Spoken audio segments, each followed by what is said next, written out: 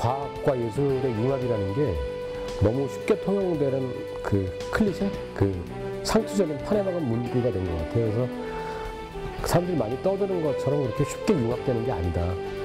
거꾸로 또 융합을 하려고 하면 생각해야 될 게 되게 많고, 과학도 더 한 단계 진화해야 되고, 예술도 진화해야 된다. 그런 어려움을 주로 많이 얘기하고 싶었어요. 기술과 기술이 융합하고 학문 간의 벽이 허물어지는 21세기는 융합시대이다. 하지만 융합은 쉽지 않다.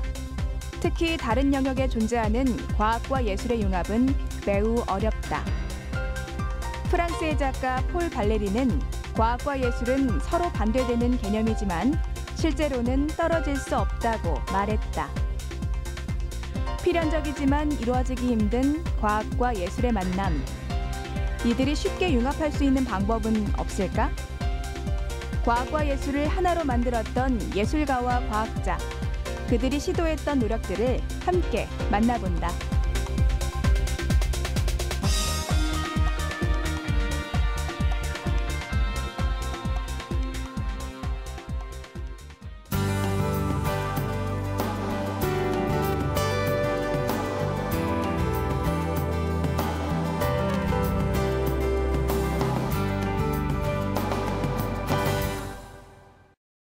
제가 오늘 드리려고 하는 말씀은 오늘날 과학과 예술이 융합하려고 했던 시도가 어떤 양상인가. 그래서 컨템퍼러리 아트를 아주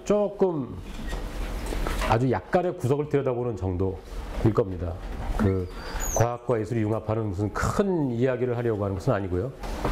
과학과 예술이 융합하는 양상을 저는 크게 두 가지로 했는데, 하나는 정말 이렇게 돼야 되는 거죠. 이렇게 부드럽게 스무스하게 어디가 과학이고 어디가 예술인지 모르게 그냥 이렇게 부드럽게 잘 섞여야 되는 거죠. 이런 게 사실은 가장 이상적인 건데, 이게 안 되는 이유는 너무너무 많아요. 실제로 제가 많이 봤고, 현실의 양상은 이런 식이죠.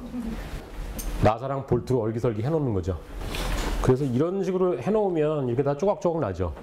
그럴 수밖에 없습니다. 왜냐하면 이거는 기계적인 결합이거든요. 아무리 세게 조여놔도 각 판대기 사이는 서로 다른 거죠. 반면에 이게 소위 말하는 화학적 결합이죠. 케미컬 반드라고 하는 거는 분자 단위로 완전히 섞여 있는 거기 때문에, 가령 물하고 기름이 안 섞이는 이유는 그 분자 단위로 안 섞인 거거든요. 섞이긴 섞입니다. 물하고 기름을 그다음에 휘저으면 섞이지만 좀 놔두면 다시 이렇게 분리가 되거든요. 왜냐하면 분자 단위에 섞인 게 아니기 때문에. 근데 이런 식으로 분자 단위로 섞여야 되는 건데, 현실은 그렇지가 못하다. 데카르트 경우는 어떠냐면요, 물론 이 사람이 융합이란 말 쓰진 않았지만 지금 와서 보면 굉장히 융합적이에요. 왜 그러냐면 시기가 르네상스를 살짝 얼마 지나지 않았기 때문에. 그 데카르트의 가장 유명한 책 방법론이죠. 이성을 잘 인도하고 학문에 있어 진리를 탐구하기 위한 방법 소설, 즉 자기가 세운 방법의 소설 인트로덕션입니다. 그리고 이 방법에 관한 에세이들인 굴절광학, 기상학, 기하학. 데카르트는 실제 다 했어요. 그리고 이 시대 학자들은 다 했죠. 괴테 같은 사람은 색채론도 쓰고, 물론 이제 그 색채론은 오늘날 과학적으로 검증해 보면 과학적으로 틀린 얘기라 그래요. 하지만 색이라는 게 뭐냐에 대한 그 중요한 이론으로서 인정받고 있죠. 그래서 데카르트 같은 경우는 그냥 자연스럽게 융합이 된 사람이고, 물론 사실 데카르트는 엄청난 천재이기 때문에 이 세 가지 학문의 책을 막 던져줘도 다 이해를 하는 사람이죠. 태양의 빛이 여러 다양한 대상들을 비춘다고 해서 그 빛이 다른 것이 아니듯이 학문들도 서로 차이가 없는 것이다. 어떤 한 진리의 인식은 우리로 하여금 어떤 기회를 연마하는 경우처럼 다른 진리를 발견하지 못하게 하는 것이 아니라 오히려 그 발견에 도움을 주기 때문이다. 여기서 기회라는 말을 그냥 쉽게 다른 말로 바꾸면 스포츠죠. 예를 들어서 이런 거죠. 스케이트 타는 종목 있죠. 아이스하키나 그 종목은 축구하면 안 돼요. 왜냐면 축구할 때 이렇게 발목에 충격을 주기 때문에 그 스케이트 타는 종목은 발목이 튼튼해야 되거든요. 근데 자꾸 축구를 하면 발목이 약해집니다. 단 하나의 사례지만 어떤 한 기회를 연마하면 딴 쪽이 막히는 경우가 있어요. 근데 데카르트 얘기는 뭐냐면 학문에서는 그런 게 아니고 하나를 터득하면 다른 하나 터득된다. 이거는 데카르트 얘기가 아니라 제 얘기인데요. 일단 융합이 일어나려면 저는 사유의 방향을 바꿔야 된다고 생각을 합니다. 여기다 쓰지는 않았지만 제가 항상 생각하는 그거예요. 특히 기계비평이라는 걸 하면 생각하는 건 뭐냐면 우리는 휴머니즘을 벗어나야 한다. 즉 르네상스로부터 내려온 인간 중심주의. 그것 덕분에 오늘날 문명이 이렇게 발달했거든요. 뭐 컴퓨터도 나오고 자동차도 나오고 비행기도 나오고 했는데 그것들이 많은 문제를 드러낸다고 우리 알고 있죠. 그래서 사람들은 그 문제를 해결하기 위해서 더 나은 비행기, 더 나은 자동차, 더 나은 컴퓨터를 만들죠. 근데 그런 식으로 절대 해결 안 된다는 건 너무 뻔해요. 왜? 인간의 머리에서 나온 거기 때문에. 즉 휴머니즘적으로 해결되는 것이 아니고 이 넓은 세계를 봐야 된다. 그래서 과학의 세계와 예술의 세계를 전 이렇게 비교해서 얘기해 보고 싶은데 과학의 세계는 그리드의 세계죠. 그래서 예술의 세계는 이런 거죠. 그리드가 살짝씩 어긋나 있는 겁니다. 즉 무슨 얘기냐면 소재는 똑같다는 거예요. 네. 예술의 세계하고 과학의 세계가 소재가 완전히 다른 게 아니죠. 예를 들어서 돌멩이 하나를 지질학자가 보면 그건 과학의 소재가 되는 거고 조각가가 보면 쪼아서 작품이 되겠죠. 마찬가지로 이런 것들이 몽땅 과학의 소재로 등장하는데 그 소재들을 배치하는 방식은 과학은 철저하게 그리드적이고 예술은 철저하게 탈그리드적이다. 다 조금씩 어긋나 있는 거죠. 결론이 굉장히 일찍 나왔는데요. 제가 보기에는 과학과 예술이 융합한 가장 좋은 사례가 바로 이거죠. 그리고 제가 개인적으로 백남준의 작품 중에서 가장 좋아하고 높이 평가하는 게 바로 이 TV 부다인데요. 이 TV 부다가 상당히 뛰어난 건 뭐냐면 굉장히 단순하죠. 요소가 3개밖에 없어요. 부처, 모니터, TV. 일단 뭐 딴 거보다도 폐쇄회로에 대한 작품인데요. 1974년입니다. 이때면은 대한민국엔 폐쇄회로가 거의 없었을 시절이고요. 아마 미국에도 폐쇄회로가 있는 곳이 정말 드물었을 거예요. 뭐 방송국이나 뭐 정보기관 같은데. 근데 지금은 우리가 폐쇄회로 TV가 너무나 보편화되어 있기 때문에 보면 아 이거 뭐 우리 맨날 보는 CCTV 아니냐 하겠지만 74년에 하는 거는 굉장히 선구적이죠. 근데 저는 이 작품이 이렇게 들여다보고 있으면 굉장히 조용하죠. 부처가 TV 모니터를 보고 있고 폐쇄회로 카메라가 부처를 찍고 있다. 그리고 그 찍은 영상은 TV에 나온다. 굉장히 단순한데 제가 이 작품을 굉장히 뛰어나다고 생각하는 이유는 뭐냐면 여러 모순들이 있어요. 근데 모순들이 파열음을 내진 않아요. 그냥 조용해요. 아무 소리도 없어요. 조용한데 그래서 더 무섭죠. 그래서 저 나름대로 여기서 발견되는 모순들을 한번 써봤는데 통찰력이 좀 더 있는 사람이라면 더 쓸 수 있을 것 같아요. 첫째는 뭐냐면 회로의 확장성과 폐쇄성. 기본적으로 회로는요. 어떤 회로든지 전자회로든지 전 도시도 회로라고 보거든요. 그리고 뭐 아까 그렸던 그리드도 회로 그런데 회로는 다 확장성을 띠고 있습니다. 가령 우리가 핸드폰을 가지고 있다. 이 안에 회로가 있지만 이 회로하고 충전용 잭이 연결돼 있죠. 충전용 잭을 PC에 연결하면 이 데이터가 PC로 가죠. 그리고 파워를 연결하면 충전이 되고 또 PC는 딴 데랑 연결돼 있고 그리고 뭐 이 안에도 작은 소자들이 있죠. 뭐 그 뭐죠? CPU 같은 게 있겠죠. CPU도 있고 저항, 뭐 다이오드, 콘덴서 있는데 그 각각도 그 속에 또 회로가 있죠. 그 회로는 다른 회로의 요소들과 결합돼 있고 또 컴퓨터는 다른 컴퓨터와 연결돼 있고. 네. 그래서 모든 회로는 확장성을 전제로 하고 있어요. 그런데 이 TV는 지금 폐쇄 회로입니다. 그래서 백남준은 여기서 회로에 관해서 굉장히 현대사회 전반을 꿰뚫는 회로의 본질을 얘기하고 있죠. 즉 확장성과 폐쇄성이 충돌하고 있는 지점. 근데 1974년만 해도 기계들 사이의 네트워크가 이렇게 많지 않을 때예요. 오늘날은 모든 기계들이 네트워크화되어 있어요.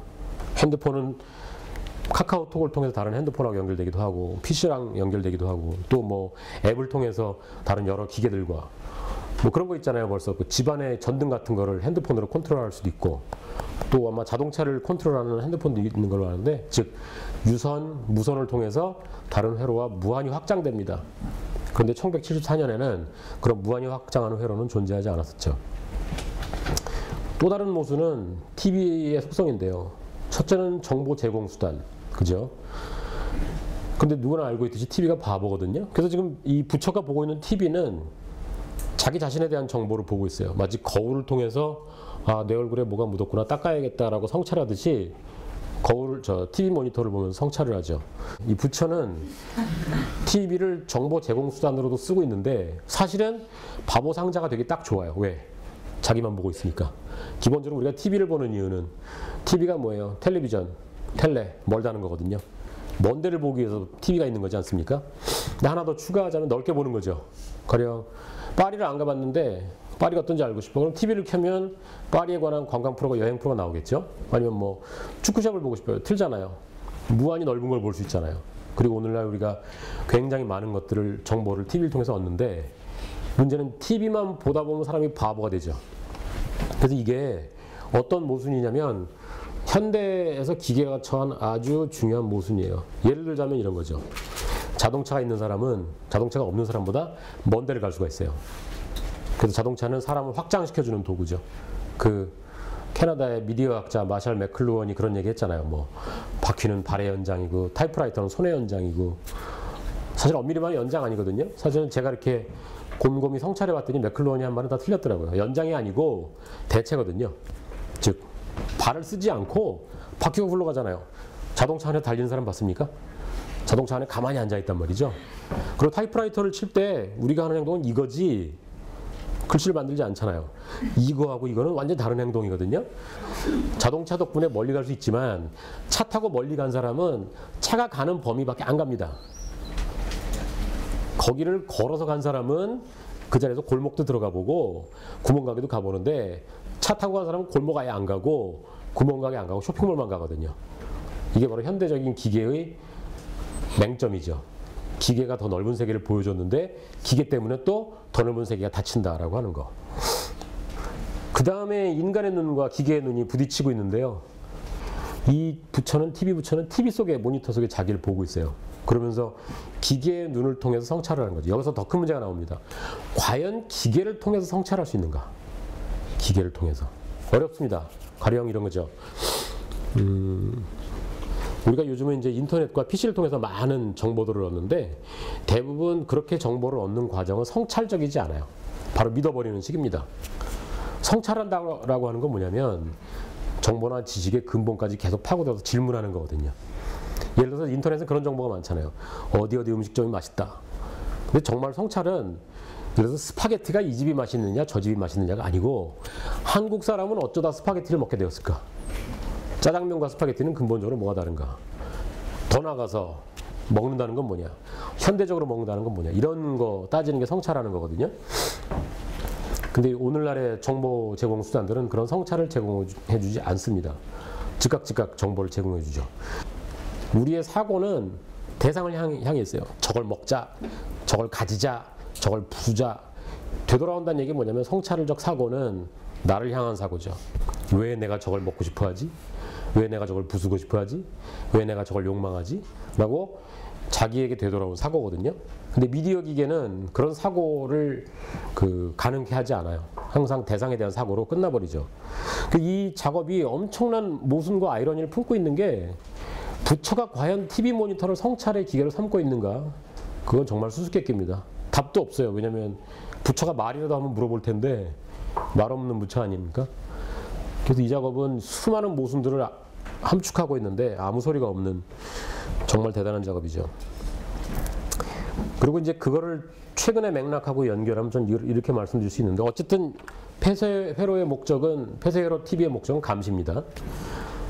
감시 당한다는 거거든요. 그래서 어떻게 보면 부처가 그렇게 하고 있는 거죠. 감시 시선을 내면화하면서 그것을 자기 성찰의 채널로 삼고 있는 겁니다. 그래서 결국은 이거죠. 자신을 감시하면서 동시에 성찰하는 부처. 감시와 성찰. 나르시시즘을 이기고 돌이 되었다. 돌이 된 게 아니죠. 원래부터 돌이죠. 돌이기 때문에 돌이 자기 이미지를 보면서 아 예뻐할 수는 없지 않습니까? 그래서 이게 궁극적인 의미인 것 같아요. 그리고 이제 TV에 대해서 백남주는 굉장히 깊은 성찰을 보여주는데 뭐 그런 말 유명하잖아요. 뭐 다른 최초의 TV다. 그런데 제가 또 그 TV 부처만큼 좋아하는 작업은 이건데 옛날 TV는 소위 브라운관이라고 그러죠. 그래서 그 안에 보면 전자총이 있어갖고 음극선을 쏘면 그게 저기 형광물질에 닿아서 나오는 걸 보게 되는데 오늘날의 LCD TV하고는 원리가 아예 다르죠. 근데 문제는 그거죠. TV는 시스템으로만 존재하는 기계입니다. 가령 TV 세트 하나 덩그러니 사다 놔봐야 아무것도 안 되죠. 데이터를 받아들이는 케이블이나 안테나를 달아야 되거든요. 그래서 TV는 시스템으로만 존재하는 기계인데 그럼 백남준은 그러죠.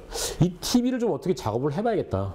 뭐 좋든 싫든 간에 해보고 싶은데 시스템으로 접근하려고 하니 어떻게 안 되는 거죠. 왜냐하면 그 시스템은 너무나 크고 또 방송국이라는 시스템은 폐쇄되어 있기 때문에. 그래서 백남준이 택한 방식은 뭐냐면 엄청난 로우테크예요.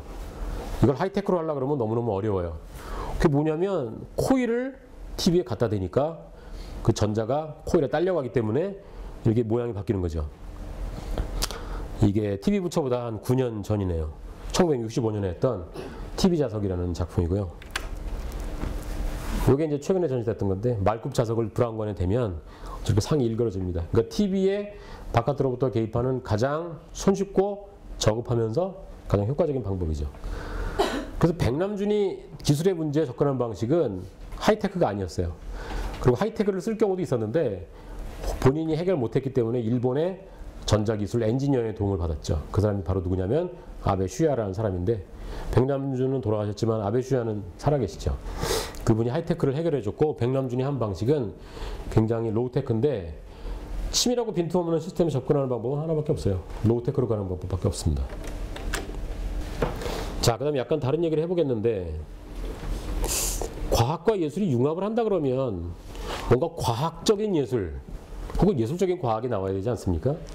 그래서 제가 딱 한 가지 사례를 한번 생각을 해봤는데 실험예술이라는 말이 과연 성립하나 생각을 해봤어요.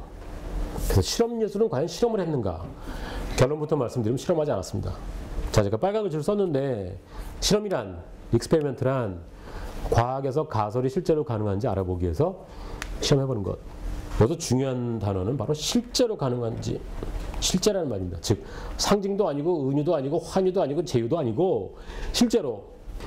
그래서 과학에서 실험이라고 하는 것은 가설 검증 구조입니다. 가설 내세운 다음에 이 가설이 맞는지 실험을 통해서 검증해보는 거고, 검증하는 거는 분명하게 데이터로 딱 떨어지게 나와야 돼요. 기면 기고 아니면 아닌 거지 이건지 아닌 건지 잘 모르겠다 그러면 안 되죠. 그래서 실험이 이루어지려면 가설이 있어야 됩니다. 그리고 가설은 과학적 진술로 이루어져 있어야 돼요.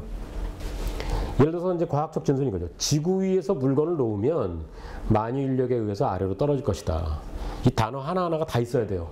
가령 물건을 놓으면 만유인력에 의해 아래로 떨어질 것이다 라는 말만 있으면 안 됩니다. 왜?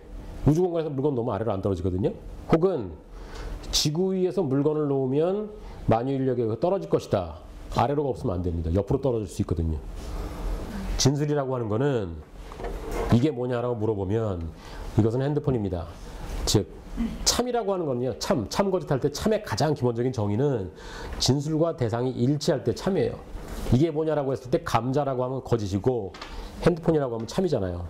근데 이 진술은 어떤 것도 정확하게 지칭하고 있지 않아요.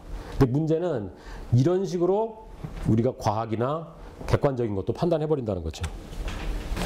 자, 그 다음에 이제 과학적인 그 진술의 문제의 또 다른 사례로 달 착륙에 관한 진실에 대한 말씀을 드리고 싶은데, 결론부터 말씀드리면 아폴로 11호는 1969년 7월 19일에 달에 착륙했습니다. 근데 안 믿는 분들 많죠.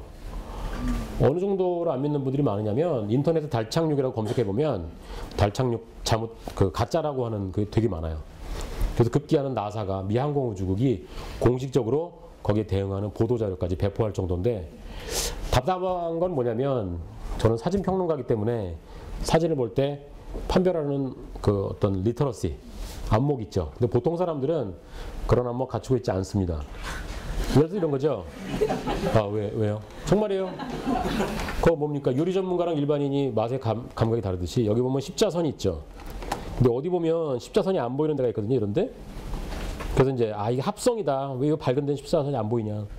그런데요. 그걸 아셔야 돼요. 빛은 회절한다. 회절한다는 게 뭐냐면 지금 여기서는 보여드리기 힘든데 빛이 직진하기도 하지만 그 밝은 빛이 이렇게 올 때 약간 굽어져 나가죠. 굽어져 나가면서 퍼져요. 이 부분에서 빛이 회절하기 때문에 이 십자선은 카메라 그 초점면에 그어져 있는 겁니다. 카메라 초점 영어로 핀트글라스라고 하는데 필름 있는 자리에 핀트글라스가 있거든요. 핀트글라스에다가 십자선을 다 그어 놓은 거예요. 그래서 빛이 들어올 때 십자선을 통과해서 필름면에 찍히기 때문에 십자선이 찍히는데 바탕의 배경이 너무 밝으면 십자선의 일부는 안 보일 수가 있어요. 근데 이제 그런 과학적인 걸 잘 모르는 사람들이 이건 조작이다라고 그랬는데 이 영어의 혹스라는 단어를 이해하셔야 되는데요. 우선 그 말씀을 드려야 될 것 같아요. 서구에서는 옛날부터 가짜 뭐 괴물 나왔다는 그런 얘기 있잖아요. 그런 걸 다 혹스라 그러거든요. 혹스가 굉장히 많았어요. 그 혹스의 전통이 있습니다. 그래서 유명한 혹스들이 있는데 그 중에 대표적인 게 바로 네스호의 괴물 넷입니다. 대표적인 혹스죠. 자, 이게 괴물이라고 이 사진이 유명하잖아요. 이 괴물의 크기가 얼마나 될까요? 물결의 크기를 보세요. 이 정도가 실제 물결의 크기일 것 같아요. 그죠? 이 앞에 연못 있죠. 청룡상. 거기 바람이 세게 불어서 물결이 찰랑찰랑 하면 우리가 실제로 보는 이 정도 물결이 생기죠. 그러면 네스호의 크기는 얼마입니까? 강아지 크기죠.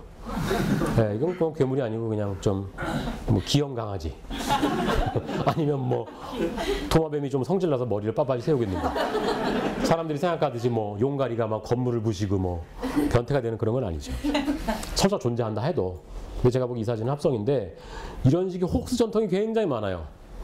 혹스 전통이 많은 상태에서 과학에 대해서 무지하고 사진에 대해서 무지한 사람이 살짝 마음이 삐뚤어져 있어. 내가 못 갔는데 저놈이 달에 가다니 안 간 걸로 해야겠다라고 삐뚤어진 마음으로 막 설레발이를 개발한 게 바로 달 착륙에 대한 문제입니다. 예를 들어서 그런 거죠. 달에 공기가 없는데 왜 깃발이 흔들리고 있느냐.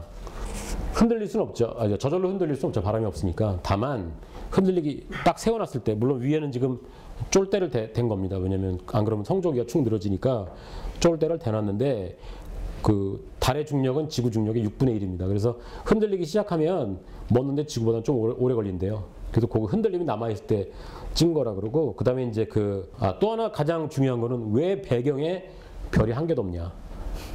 이거는 어디서 스튜디오에서 조작해서 찍은 거다. 이거는 사진의 특성을 아셔야 되는 게 우선 달 표면은 공기가 없기 때문에 우리가 하늘을 보면 낮에 보면 밝은 색이잖아요. 원칙적으로 하늘은 원래 이 색입니다. 우주 공간 깜깜하잖아요. 근데 하늘이 밝아 보이는 이유는 뭐냐면 지구 대기가 있기 때문에 대기의 빛이 산란돼서 밝게 보이는 거예요. 그래서 점점 높이 올라가서 하늘이 진해 보이죠. 그래서 보통 여객기가 날아가는 고도 3만 미터 정도 올라가면 하늘이 굉장히 어둡고 3만 미터 올라가면 거의 시커멓게 변하죠. 우주 공간이 되죠. 근데 여기는 완전 우주 공간이기 때문에 하늘이 새까맣게 보이는 거고, 공기가 없기 때문에 빛이 산란될 게 하나도 없어요. 말하자면 우리 왜 미세먼지가 하나도 없이 가장 맑은 날 있죠. 그런 상태입니다. 여기 떨어지는 빛은 상상을 초월하게 강한 빛이에요. 여기는 그 빛의 노출을 맞춰 사진을 찍었기 때문에 이 정도로 보이는데, 앞에 고글 쓰고 있지 않습니까? 아마 고글 쓰고 있지 않으면 뭐 눈에 손상을 입을 겁니다. 근데 별의 빛이라고 하는 거는요, 굉장히 약해요. 지구상에서 만약에 밤에 사람이 보일 정도로 사진을 찍잖아요. 밤하늘의 별은 사진에 나오지 않습니다. 너무 약하기 때문에. 근데 달 표면의 빛은 지구상의 빛보다 훨씬 강해요. 이 빛에 맞춰서 사진을 찍으면 별이 안 보이고, 별이 보일 정도로 사진을 찍으면 여기가 노출이 하얗게 날아가는 거죠. 근데 그런 조건을 따지지 않고 별이 보이지 않으면 무조건 가짜다. 그거는 사진에 대한 이해가 없는 거죠. 그리고 또 하나의 오해는 뭐냐면, 그때 우주인들이 썼던 카메라가 바로 하셀브라드 카메라인데, 이게 실제로 달에 가져갔던 카메라거든요. 이 카메라는 파인더가 눈으로 보는 파인더가 아니라 이렇게 내려다보는 파인더입니다. 웨이스트 레벨 파인더라고 하는데, 지금 보시면 이게 하셀블라드는 좌우가 역상이에요. 그래서 저는 안 찍어봐서 잘 못하는데, 하면 뜻하는 대로 되지 않습니다. 이렇게 저 사람을 일로 놔야겠다 이렇게 하면 반대로 가요. 그래서 익숙하지 않은 사람은 굉장히 다루기 힘든 카메라인데, 지금 보시면 월평선하고 모든 것이 반듯하죠. 그래서 이건 가짜다 그랬는데, 이건 너무 쉬운 거죠. 한번 생각해 보세요. 100장 정도 찍었다. 약간 삐뚤어?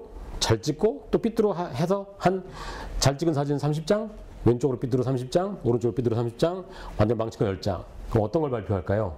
제일 잘 찍어요. 그렇죠. 나사가 발표한 자료도 바로 그거예요. 근데 제가 이 얘기를 왜 이렇게 장황하게 하냐면, 우리가 눈으로 보는 자료나 기록을 판단할 때 과학적으로 판단하지 않고 자기 선입견에 따라서 자기가 가지고 있는 아주 미약한 감각에 따라서 판단한다는 거죠. 그래서 다시 실험적인 예술 얘기로 돌아오면, 그래서 저는 이런 걸 제안하고 싶은데, 실험적인 예술 혹은 실험 예술이라는 건 없다. 다만 모험적인 예술이 있을 뿐이다. 혹은 시도적인 예술, 즉 시도라는 말하고 실험이라는 말을 저는 사람들이 헛갈렸다고 생각을 해요. 그래서 익스페리멘탈 아트라는 말 대신에 모험적 예술, 어드벤처러스 아트, 아니면 시도하는 예술, 벤처링 아트라는 말을 써야 된다. 그리고 우리가 예술과 과학 모두에 대해서 관대하죠, 사람들이.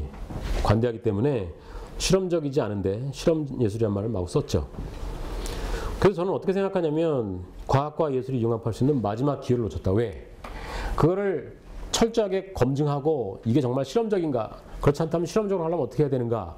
따져봤어야 되는데 그 따지기 전에 이미 수많은 예술가들이 실험 예술이라고 나서서 실험도 아닌데 실험이라고 하는 예술이 철철 넘치게 된 거죠. 그리고 과학적으로 하려면 과학적 관찰의 특성을 아셔야 되는데 뭐 더 많겠지만 일단 저는 3가지 조건만 정리해봤는데 첫째는 다중관찰입니다. 과학이란 혼자 할 수가 없어요.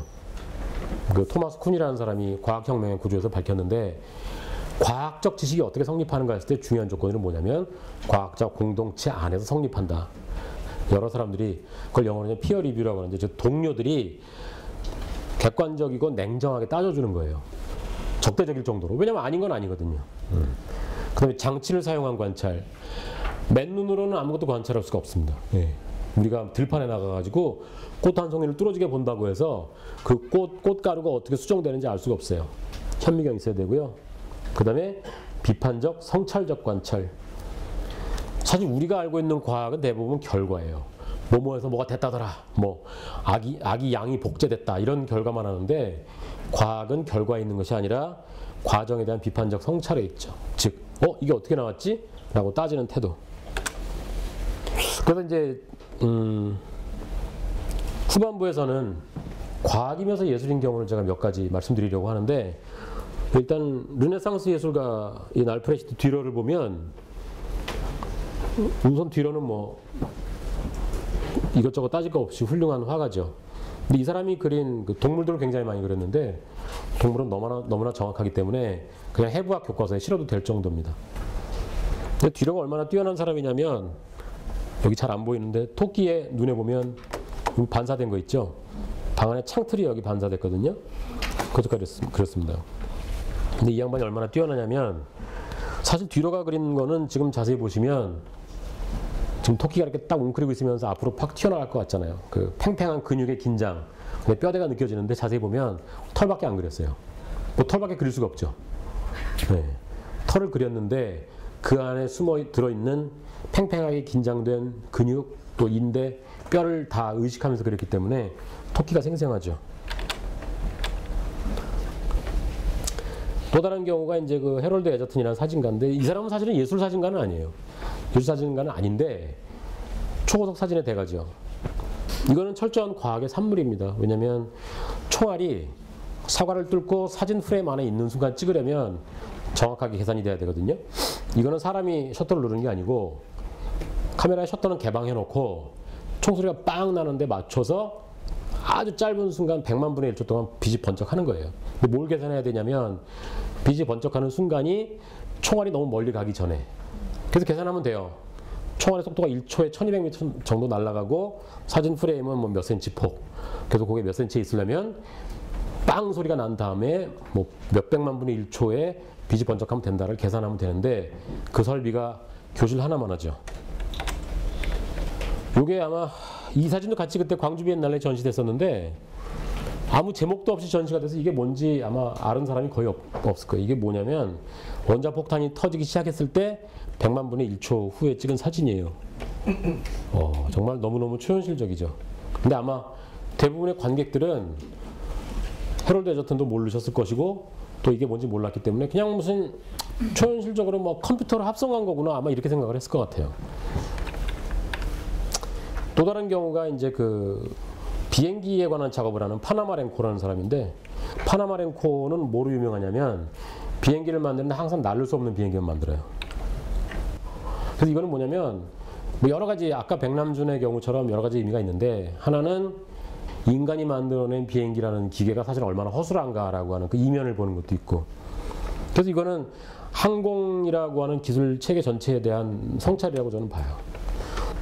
근데 어쨌든 간에 파나마렌코가 했던 작업은 전반적으로 인간이 하늘을 나르려고 하는 욕망의 화신인 그 항공기에 대해서 좀 비판적으로 성찰하는 거. 그래서 재밌는 건 이거죠. 궁극적으로 파나마렌코의 비행기와 라이트 형제의 비행기는 다르지 않다. 차이라면 라이트 형제의 비행기는 1903년 12월 9일 키티오코 해변에서 떴다는 거고 파나마 랭커의 비행기는 아예 뜨지 못했다라고 하는 거고. 근데 재밌는 사실은요, 이 라이트 형제의 비행기는 라이트 형제 이외에는 비행할 수가 없는 비행기였어요. 그래서 2003년에 라이트 형제의 첫 비행을 기념하기 위해서 미 항공우주국에서 이거랑 똑같은 크기와 똑같은 재질의 비행기를 만들어서 날리려고 했는데 한 번도 땅에서 떠지 못했습니다. 그래서 그 사람들이 내린 결론은 간단해요. 라이트 형제는 억수로 재수가 좋은 사람이었다. 이런 비행기로 모가지가 부러지지 않은 게 다행이다 그랬는데, 그게 왜 그러냐면 라이트 형제는 원래 자전거를 만들던 사람들입니다. 우리가 자전거를 배울 때 어떻게 배우죠? 이론적으로 배우지 않죠. 몸으로 감각으로 터득해야 되는 거지. 그거 타서 페달 밟으면 저절로 간다라고 아무리 가르쳐줘 봐야 감각 없는 사람이 옆으로 쓰러지죠. 그래서 자전거를 이용해서 비행기 실험을 많이 했어요. 비행기 모형을 자전거 앞에다 달아놓고 쭉 타고 내려오면서 날개가 어떻게 반응하는가 봤는데, 그래서 이 비행기는요, 지금 어느 게 윌버고 어느 게 오빌인지 모르겠는데, 하여튼 방향타 같은 게 없어가지고 이거를 그 날개를 이렇게 비틀어서 조종하는 거예요. 철저하게 신체적인 비행기입니다. 이걸 만들고 실험해서 몸에 딱 감각을 익힌 사람만이 조종할 수 있지, 갑자기 만들어서 딱 죽어서 해봐라 할 수 없는 비행기입니다.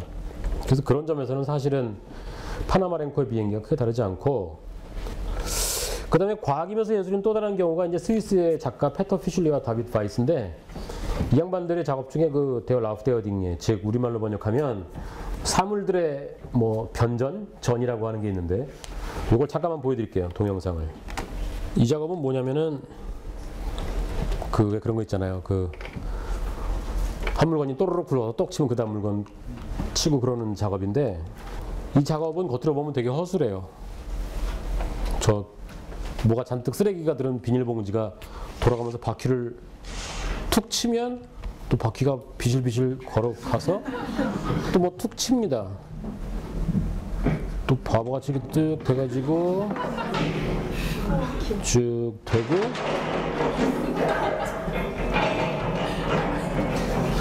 여기서 중요한 건 뭐냐면, 제가 보기에는 겉으로 보면 되게 허술해 보이지만 피슐리와 바이슨이 이걸 굉장히 치밀하게 계산한 거죠. 이렇게 빌빌빌 하다가 안 닿을 것 같은데 탁 닿고 푹 쓰러뜨리고 뱅글뱅글 또 비실비실하는데, 그러면서 중간에 고체들만 계속 하는 게 아니라 액체가 슉 나와요. 근데 그 액체는 부식성이에요. 그 부식성 액체가 스티로폼을 점점 녹여요. 아까 제가 그랬잖아요. 백남준이 되게 허술해 보이지만 치밀하다. 그래서 백남준이 과학과 예술을 어느 정도 융합할 수 있었던 이유는 뭐냐면, 굉장히 허술했기 때문에. 즉 낮은 레벨을 끌고 가면 융합이 쉽죠. 예를 들어서 초등학생, 유치원생들끼리 융합이 잘 되겠죠. 네, 껌 좋아하는 애랑 또 딴 거 좋아하는 애랑 서로 막 바꿀 수 있잖아요. 근데 우리 나이 되면 서로 못 바꾸거든요. 절대로 내 껌 양보 안 하거든요.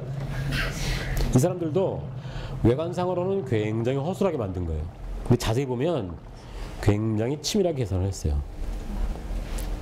사유는 사람 머리로 하는 것이 아니라 이 세상의 여러 물질들, 또 그것들 사이에 작용, 파열들이 일어나는 여러 가지 얼개다. 사람의 사유는 그거를 아주 일부만 모방한 좁다란 겁니다. 그 좁은 거에서 벗어나야 되거든요. 그러려면 물질을 배워야 돼요. 그 과학자들이 하는 게 사실은 그겁니다. 물질을 보고 배우는 거예요. 물질에서부터.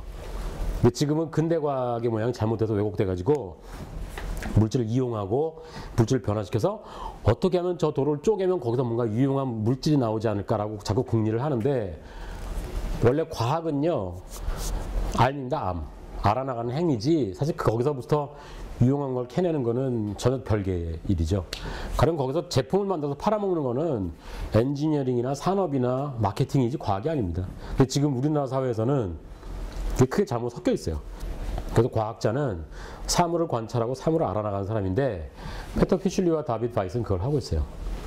겉보기에는 굉장히 허술해 보이지만 굉장히 치밀하고, 사물의 가장 근본은 결국은 액체, 기체, 고체잖아요. 액체, 기체, 고체의 세 가지 차원들이 만나는 거를 20몇 분에 걸친 동영상으로 실현해 놓은 거죠. 그래서 제가 굉장히 높이 평가하는데, 아까 백남준의 TV 부처처럼 외관상으로는 굉장히 저급하고 단순해요. 근데 진짜 똑똑한 사람은 겉으로 똑똑한 티 안 내거든요. 뭐 그런 거죠. 그 다음에 이건 제가 직접 본 건데요. 대나무로 파이프 오르간을 만든 사람이에요. 지금 이게 다 대나무입니다. 몽땅 다. 여기 이 박스도 대나무고 이거는 이제 그 대나무 파이프가 어떻게 소리가 나는지 보여주기 위한 거고 어떤 구조냐면 저기 어디 펌프가 있어요. 펌프에서 공기를 불어냅니다. 그럼 공기가 일로 들어가서 대나무 통을 울려요. 그 교회에 있는 파이프 오르간하고 똑같은 구조죠. 그 뒤를 보진 않았지만 펌프에서 공기가 나오면 그 공기들이 파이프를 울리는 식이거든요. 근데 재밌는 거는 그걸 조절하는 밸브가 있는데 이 밸브에 그 서버 모터가 있어요. 즉 열었다 닫았다 해주는 건데 그 서버 모터는 한국제, 하이텍이라는 한국제더라고요. 이렇게 돼 있는 거죠. 그래서 여기서 쭉 해서 공기가 항상 나오는데 막혀 있잖아요, 밸브가. 전기적으로 컨트롤해서 전자석이 이렇게 딱 당기면 밸브가 열리면서 대나무로 바람이 들어가는 거죠. 그래서 이런 구조로 이걸 다 작가가 만든 거죠. 그래서 결과적으로 나오는 소리는 굉장히 웅장하고 섬세한 대나무 오케스트라였어요. 그래서 지금 보시면 이 나무도 다 대나무로 되어 있고요. 그래서 어떻게 서양 사람이 대나무를 가지고 이런 걸 할 수 있었을까 참 놀라웠는데 대나무를 철저히 이해하고 그것을 하나의 완벽한 회로로 꾸며내서 나온 성과였었죠.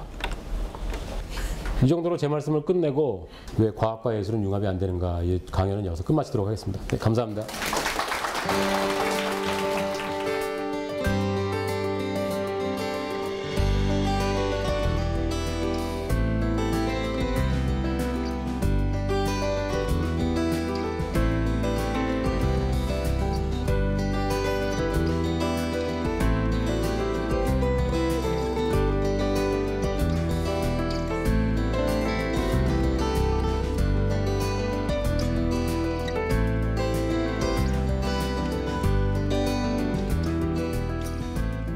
신선한 작업을 받았던 게 그거인 것 같아요.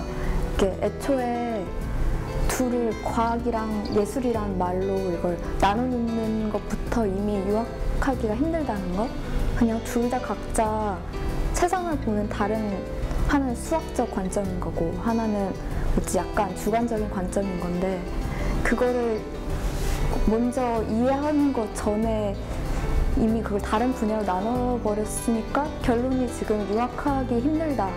그게 굉장히 애초에 그것들을 없애버리는 이상 어렵다라는 얘기였는데 거기에서 되게 많은 생각을 하게 됐던 것 같아요.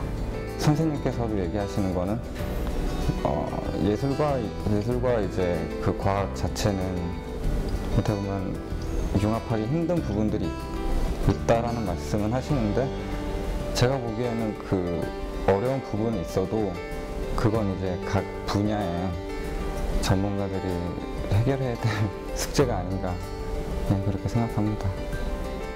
어떤 것이 가치를 지닐 때는 그것이 쉬워서 쉽게 이루어진 것은 별로 의미가 없다고 생각합니다. 그것이 어려운 과제고 도달해내기 어려운 지점에 있을 때 그것이 융합했을 때 더 의미가 있다고 생각이 들어요. 그런 의미에서 오늘 강의를 들으면서 과학과 예술이 융합할 수 없지만 성찰적 반성이나 어떤 계기를 통해서 완벽하게 일치될 수는 없지만 서로 양보하고 타협해서 융합할 수 있다면 그것은 더 좋은 기술, 더 좋은 미래를 만들어낼 수 있다고 생각을 하고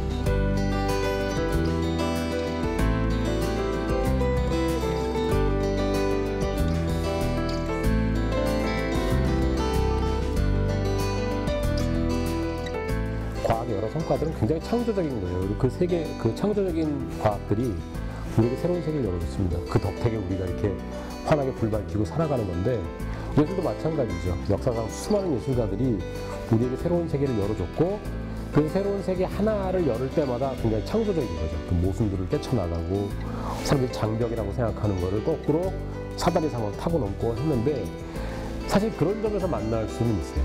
창조적이라는 점에서. 근데 문제는 뭐냐면 모든 과학이 다 창조적이진 않고 또 모든 예술이 창조적이지 않기 때문에 현재 있는 수준에서는 만나기가 쉽지가 않죠. 그래서 그게 만나려면 정말로 창조적인 어떤 상당히 높은 레벨에 가야 된다고 생각을 해요. 아니면 반대로 아주 저급한 레벨에서는 과학도 저급하고 예술도 저급하면 마치 어린애가 하는 과학, 저는 그 두 가지 레벨인 것 같아요. 근데 당연하게도 어린애 같은 수준을 지금 추구하는 건 아니잖아요. 높은 레벨을 추구하는 건데 그렇게 하려고 하면은 훨씬 더 과학과 예술이 저는 진화해야 된다고 생각을 합니다.